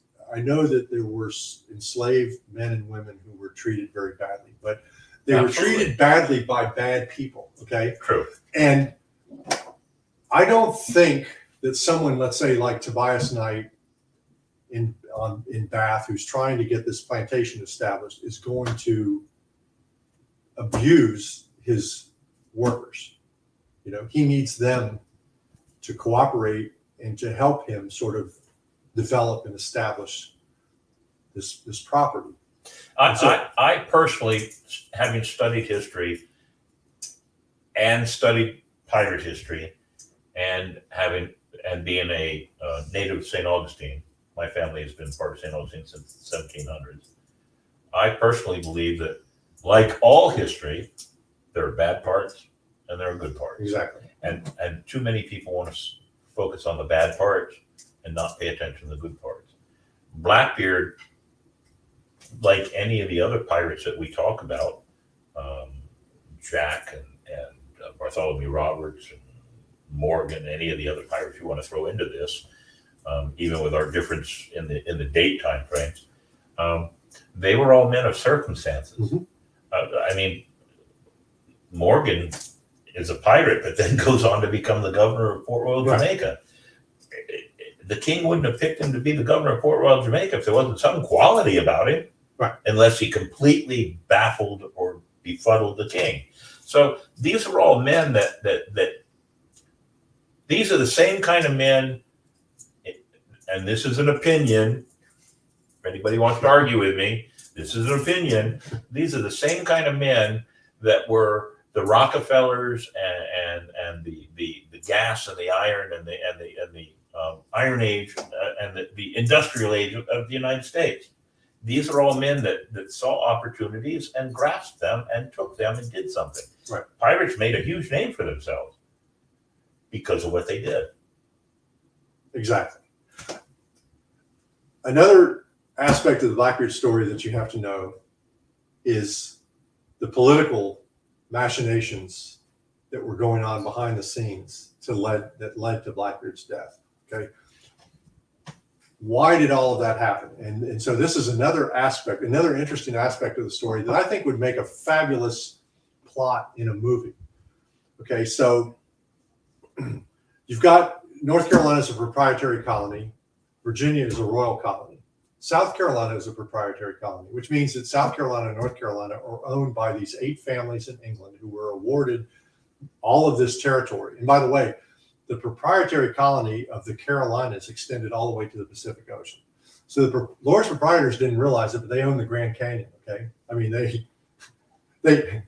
they own California. They didn't realize that, but anyway, in both North and South Carolina, the colonists, the settlers, had to fight their neighboring Indian communities. Okay, in North Carolina it was called the Tuscarora War, started in 1711. In South Carolina it was the Yamasee War. Okay, and so Charlestonians had to the Yamasee and their affiliated nations. In North Carolina, the Tuscarora, and the Tuscarora, you could actually call them terrorists based on today's definition, because they did things, they attacked English settlements in the middle of the night and did things to babies that we would find absolutely abhorrent. Wow. Worse than what happened in Israel, okay, last fall. Right. Absolutely worse. And the English settlers in Bath and the Albemarle region of North Carolina appealed to the Lords Proprietors. We need help. We need a militia. We need your Navy. It's like, we don't have a Navy. We're real estate developers. All we do is we sell you land from our holdings and you pay us taxes. And that's pretty much the extent of it, And so both colonies began efforts to rid the Lords Proprietors, or to cause the Lords Proprietors to lose their charter, okay? Because it was Charles II, the king, who gave these 8 families land in North and South Carolina. And so in North Carolina, you had 2 political parties, just like we have today.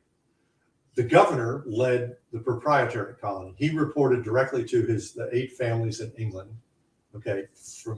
And then the house, the lower house of the assembly was led by the leader of the People's Party. Well, the People's Party, they were upset that the Lords Proprietors offered no protection whatsoever against these Indian wars.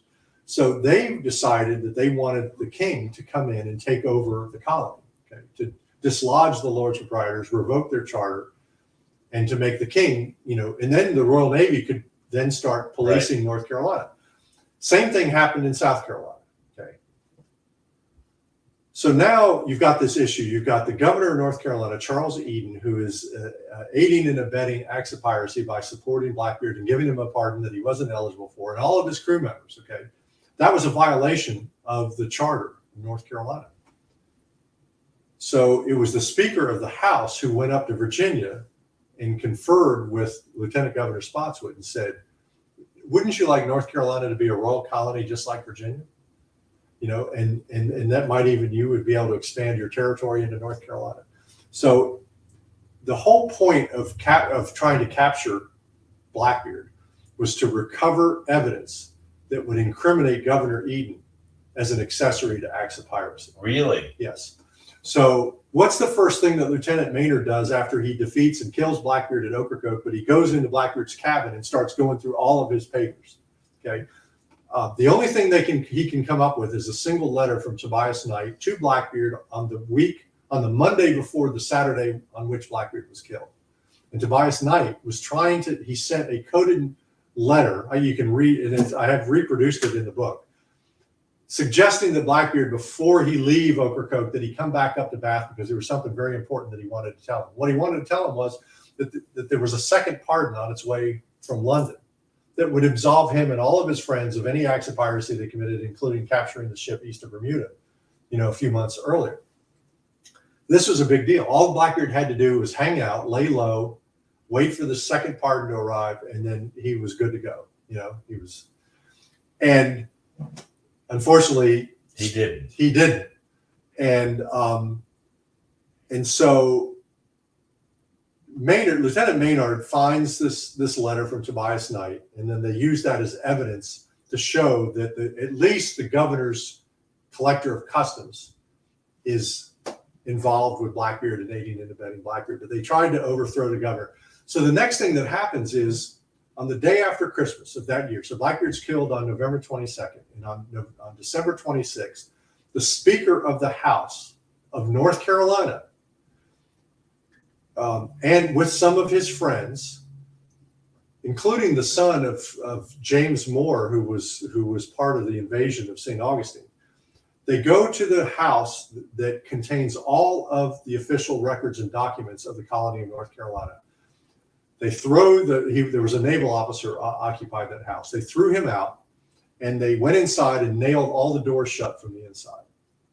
And then for 25 hours, they went through all of the papers, trying to find, because there were Vice Admiralty records, there were receipts between Blackbeard and Governor Eden. There were a number of documents that would have connected Eden, and they couldn't find a single one.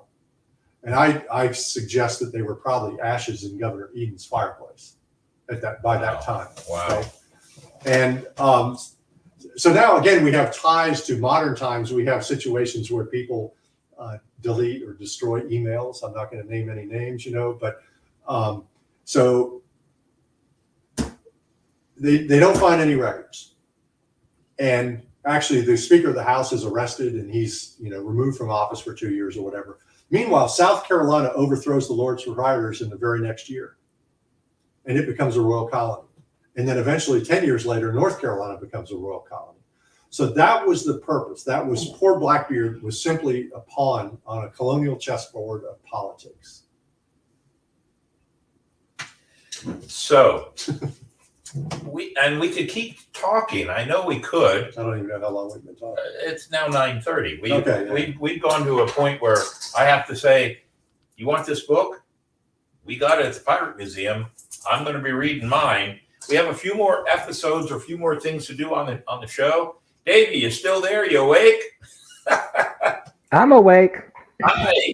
This has been interesting, but I think what we need to do is I don't have mail call tonight, but we do have This Week in History, right?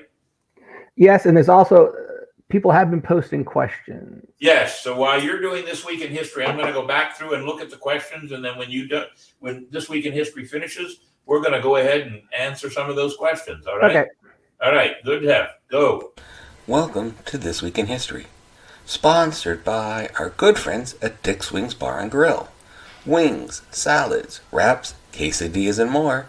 No matter what your taste buds crave, they've got you covered. We begin This Week in History in the year 1628. England's King Charles I grants a royal charter to Massachusetts Bay Colony. 1829, Andrew Jackson inaugurated as 7th U.S. President.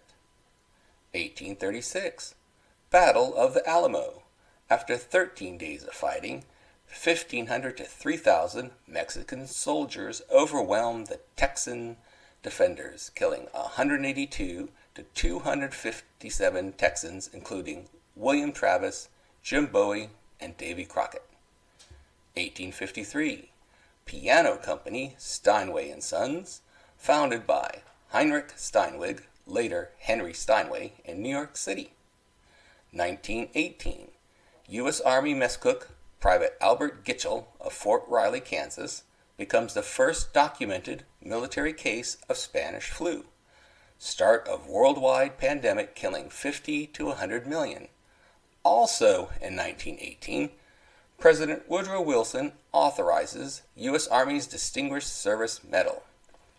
1933, Eleanor Roosevelt is the first lady to hold an official press conference at the White House. 1950, Silly Putty goes on sale in the U.S. 1951, FBI Director J. Edgar Hoover declines post of baseball commissioner. 1964, first Ford Mustang produced.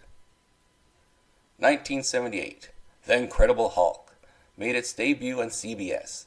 The show is based on the Marvel Comics character The Hulk and starred Bill Bixby as Dr. David Banner, Lou Ferrigno as the Hulk, and Jack Colvin as Jack McGee. 1982, U.S. President Reagan proclaims economic sanctions against Libya. And finally, in 1995, 9th American Comedy Award winner Rodney Dangerfield. And that was This Week in History. New people here. All right, we were looking at the names, and we're going to go right down. I went all the way back to the beginning. First, I'll say hello to certain people like, hey, Will the Historian. If everybody knows, that's my son. And the soccer game ended just in time. From what I understand, and he can post up, they've got an undefeated season going on up there in Alabama. I'm very proud of him. Nightingale in Florida, ahoy. Ransom Mayhem over in Panama City. And let's see. We got some answers to our favorite pirate. They're right down about there. So Will the Historian says Black Bart. Nightingale in Florida says Sir Francis Drake. And then Will the Historian asks if the Dread Pirate Robert counts. Yeah, sure. Let's go with that pirate too, for sure. Jim Neuenfeld says no pirate ships were ever lost in the Bermuda Triangle. Then pirates invented it, and knew their secret. Okay, that makes sense. Nightingale, Florida put something up above that. I wonder how many pirate ships get lost in the Bermuda Triangle. Well, that answers that question. No aliens dropped off Bigfoot, who originally was bear, but a witch saw him and made him a brew of frog's hair, which is why Bigfoot's hair is so fine. It's finer than frog's hair. All right, I see my lovely wife, Kara Creamer, is on watching. Very good. Let's see what else we have. Facebook user says, brilliant. So many historians since the early 1900s. That's our buddy Matt Frick. Is that Matt Frick? Yes, Especially. Sir. Repeat stories as fact with no evidence. Not all, but too many. Very good, Matt. Appreciate you watching the show. I'll have to go and watch your part in rerun tonight later on. Congratulations on being on the History Channel. Now I'm going to have to bring you on as a celebrity. Let's see. 419 Tortured Poets Department. That's an interesting name. Hi, I came there and you showed me and my class around. Oh, well, I hope you had a good time, my friend. I hope you enjoyed the Pirate Museum. Never ever take any of Captain Mayhem's cars. Yeah, both my cars are down. Matt Frick, I love the trading up explanation. A lot of people are unaware of this. Very good. That was Matt Frick. Very good. Let's see. Jim, you may have to walk the plank. Yeah, that never happened ever. I have it on good authority that the plank you referred to is just a rumor from the movies. Ha ha, vroom vroom, as I speed away in my shiny roadster. Well, let's see. If we're to be historically accurate, Jim will have to be keelhauled. Absolutely right. All right, Facebook user Matt Frick. Brad Bertelli of the Florida Keys History Museum references Kevin's writing in his book, Pirates, Facts, Fictions, and the Mystery of Black Caesar. Well done, sir. Great. Very good. All right. So Matt, you got a chance to meet Matt today. Yes, I did. Yeah. Matt and Great guy. Matt and I have some great conversations, and sometimes he keeps me more floored than I probably should admit. Is it true that Blackbeard lit fuses in his beard?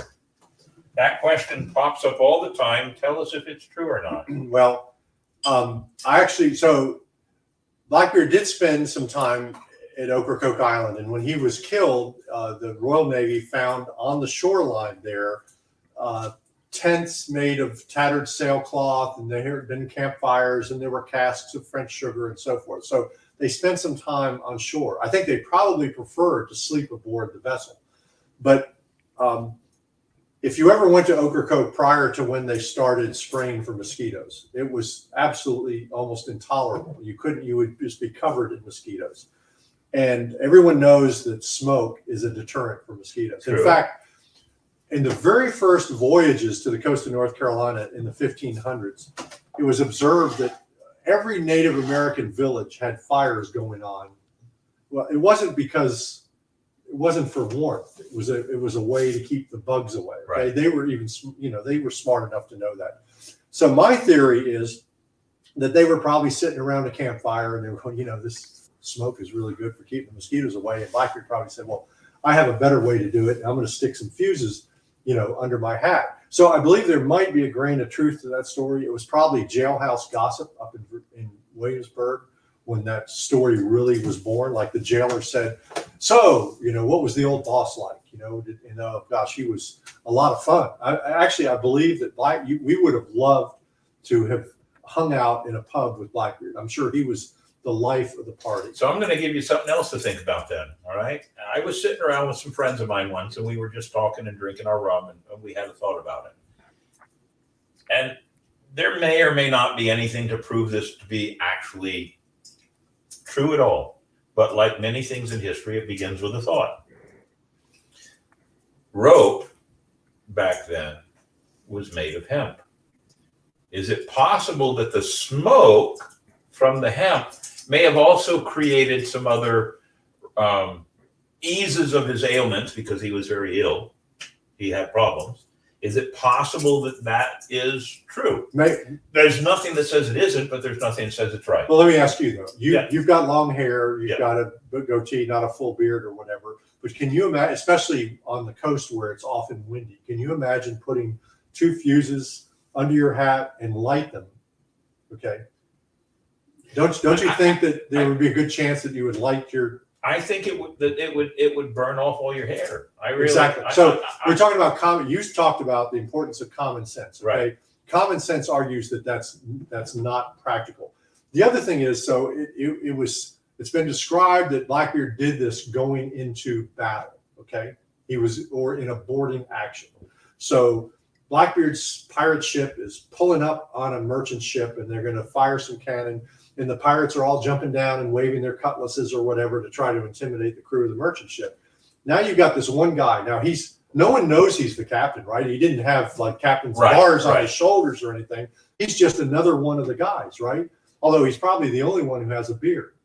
And he's going to have these smoking fuses under his hat, and that's going to scare somebody?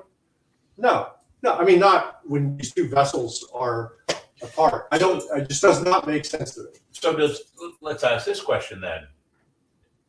There's always the question that Blackbeard was much more larger than everybody else. Is that true? Have you found anything that says that's true? There's one single primary source reference to Blackbeard's appearance, and it was by Henry Bostick, who was the captain of a merchant ship called the Margaret. Blackbeard did, and this is a great example of how Blackbeard treated the captains of other ships. Blackbeard stopped the Margaret. He ordered Henry Bostick to come over to the Queen Anne's Revenge, and he kept him aboard for 8 hours. But he entertained them. They fed them, while his crew was over on the Margaret deciding what they wanted, what we're going to take. Now, this is a really important episode in the Blackbeard story, and I'm glad we got this, squeezed this in. But Henry Bostick filed a deposition because he lost some of his owner's stuff, and he had to document that.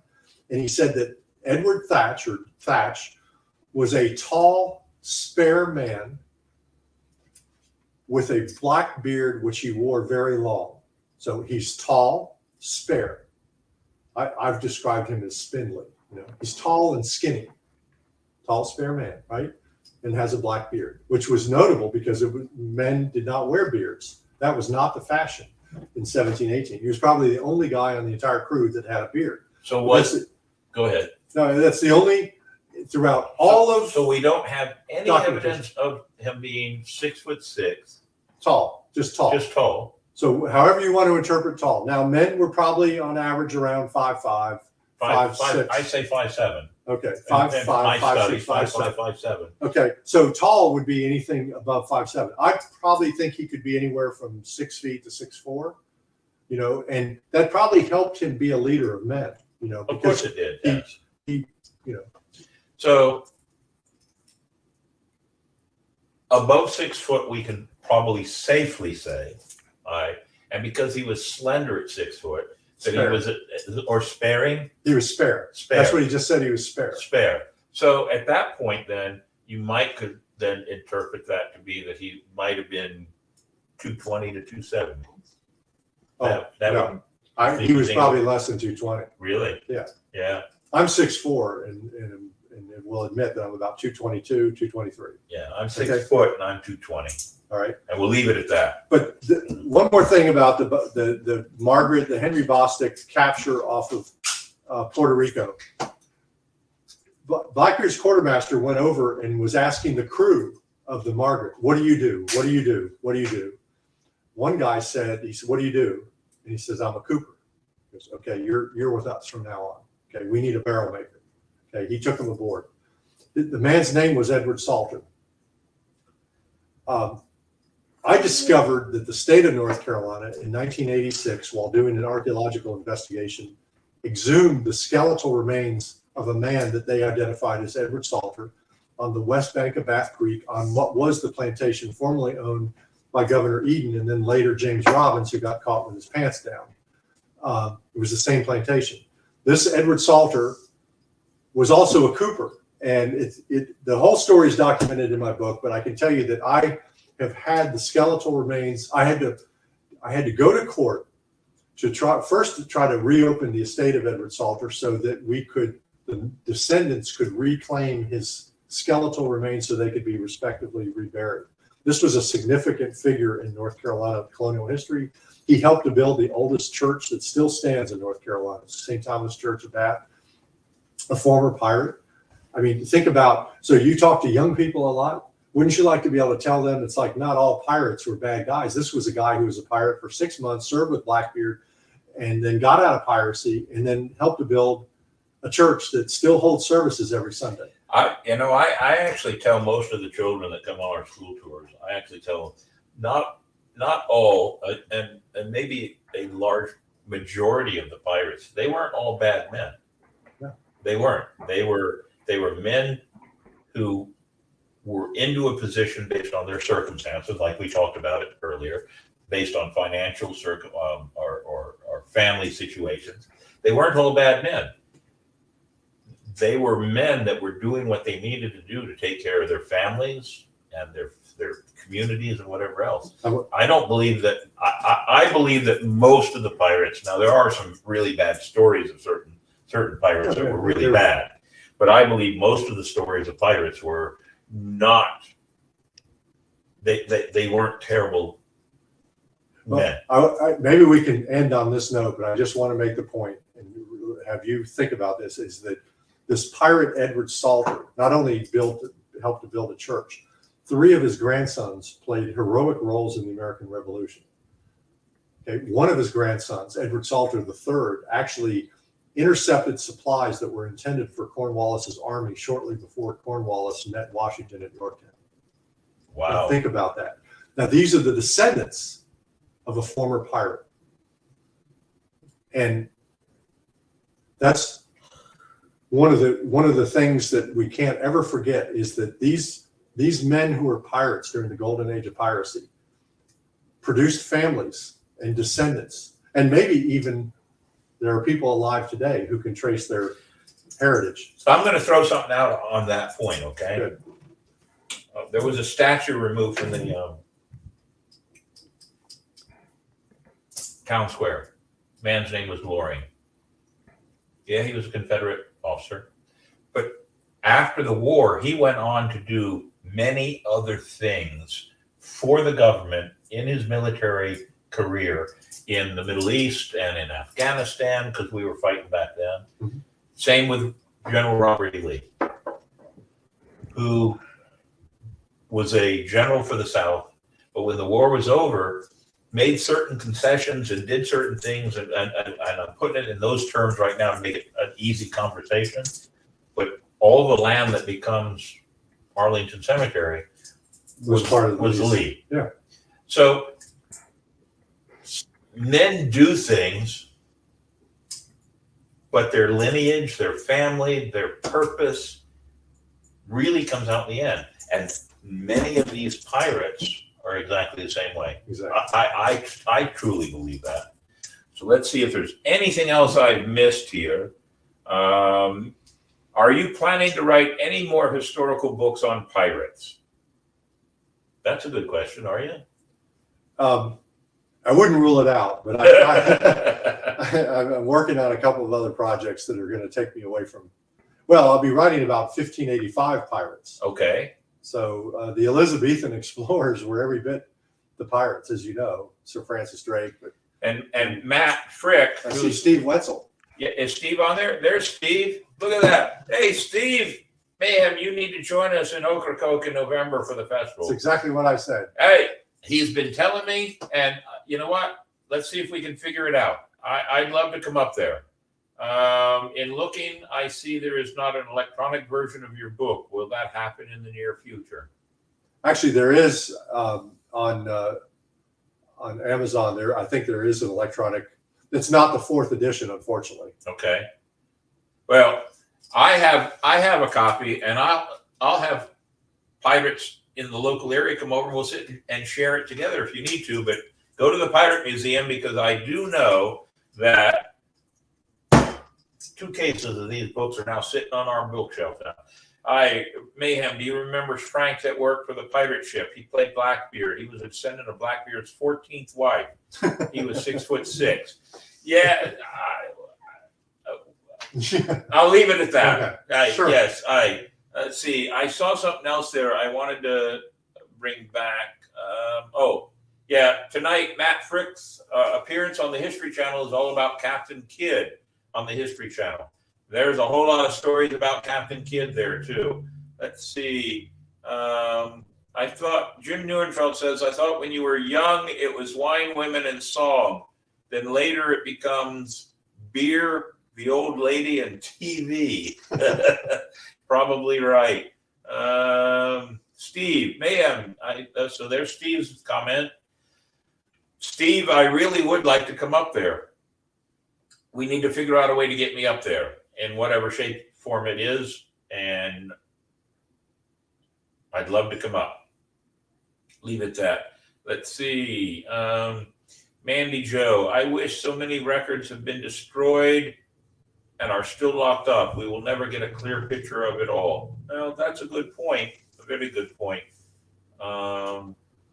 Let's see, a couple more. If you see anything I don't see there, I think we've reached the end. All right, very good. All right, look at the time. Yeah, hey, Steve, I think Kevin's going to beat your record. Our longest show, I think, was with Steve, who is a sword fighter extraordinaire. And that show went for 2 hours, and we're almost at that point now. Well, I wouldn't be here if it weren't for Steve. And Steve did recommend that Kevin come and be a part of this, and I'm really grateful that he came out. I think it's been a good conversation. I agree. I've had a good time with it. I hope our listeners have, and those people that will watch us in the recorded version of it will enjoy this also. This is also a good point that I make on any of my tours, and we've already talked about it. Your points, my points, will have different points, but we'll always come together in a middle ground and figure it all out. Nothing about history is absolute. You've got a lot of great research in here. And I look forward to reading this book. And this will probably, that top shelf over there, see all the books on the top shelf? Those are all authors that have come and been a part of what we do. Good. Well, I'm we honored. got a lot of books. I've read a few of them here and there. Some of them I've glanced through. One or two of them I've actually read cover to cover. Yours is going to be one of the first ones I sit down and put it next to my bed so I can read it at night when I go to sleep. Not to put me to sleep, but but to have a good time with it, because man, there's some information in here that I have to now change my story on Blackbeard. And I bet Matt Frick is sitting there snickering now. But we'll leave that. He can tell me later on. So, Davey. Yep. Guest on deck next week. I don't have the list with me, and I'm not going to worry about it right now. So let's don't worry about that. We'll post it up there, but let's do joke of the week. We got to see what Mini Mayhem wanted to say. All right. Okay, it's time for the answer to the joke of the week. How does a pirate get his Jolly Roger so high? The answer is with a yard arm. God. Look at Mandy's face. Yeah, look at that. Davey Longwood thinks that's funny. Mandy Joe's snickering. I didn't think that was the right answer, but okay, we'll leave it to that. And on that note, ladies and gentlemen, we always have to say thank you to everybody that's been a part of what we do. The same thank you requires us to be very honorable about it, and we have a thank you video. So, David?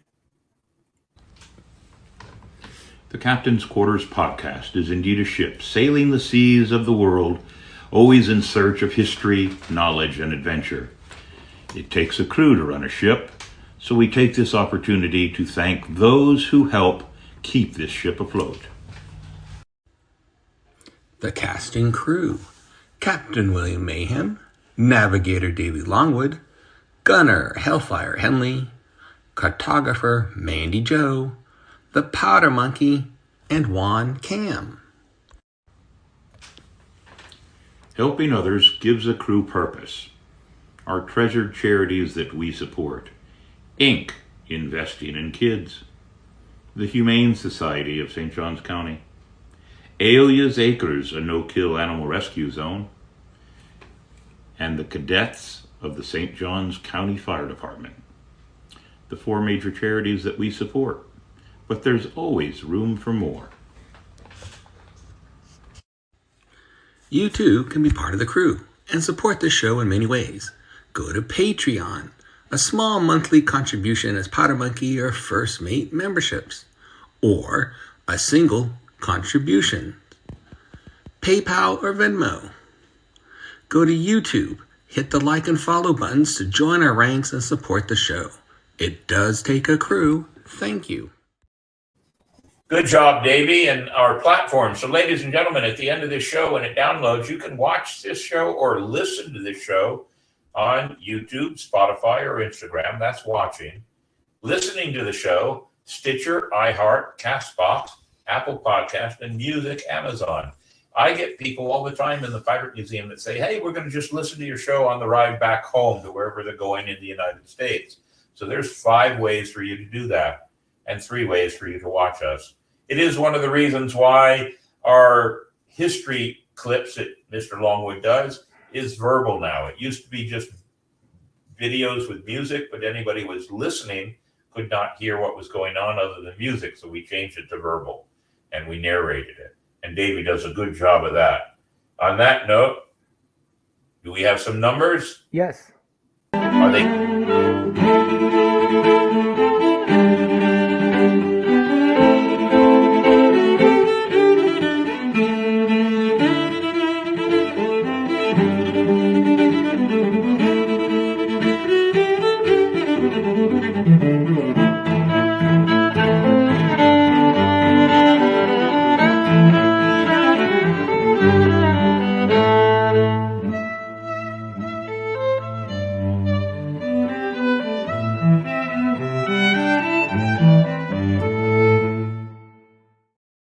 Hey, the numbers are up indeed, Mandy Joe. Yes. That looks good.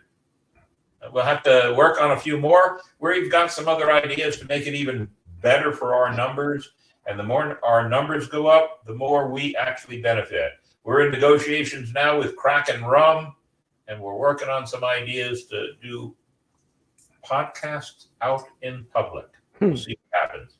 There is our email, Captain's Quarters Podcast 21@gmail.com.